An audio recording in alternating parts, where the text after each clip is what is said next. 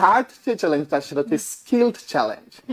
আপনি যেটা বলেছেন যে ইন্ডিয়াতে আমরা যদি একটু স্ট্যাটিস্টিক্স দেখি, যে ইন্ডিয়া থেকে huge amount, India annually export 150 billion in IT services. Vietnam করে হচ্ছে কি 12 billion. So India 150 billion, Vietnam 12 billion, এবং ফিলিপাইন করতেছে 30 বিলিয়ন। বাংলাদেশ করতেছে অনলি 2 বিলিয়ন। এইটা কেন হচ্ছে?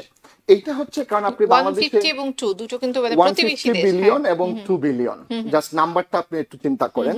এবং এটা হচ্ছে যে বাংলাদেশে যে রিসোর্স গুলো আছে ওদেরও স্কিল গ্যাপটা আছে।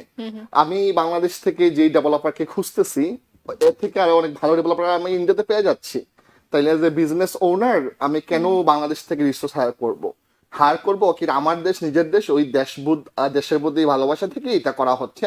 এবং প্রত্যেকটা ইনভেস্টর বাঙালি কিন্তু খুব বেশি আবেগপ্রবণ। সো ওরা আলটিমেটলি ইন্ডিয়াতে যাচ্ছে না, ওরা বাংলাদেশ থেকেই নিয়ে আসার চেষ্টা করতেছে। সো এইখানে যে স্কিল গ্যাপটা আছে সেইখানে আমরা আপস্কিল বাংলাদেশ আমরা কাজ করছি হিউজলি।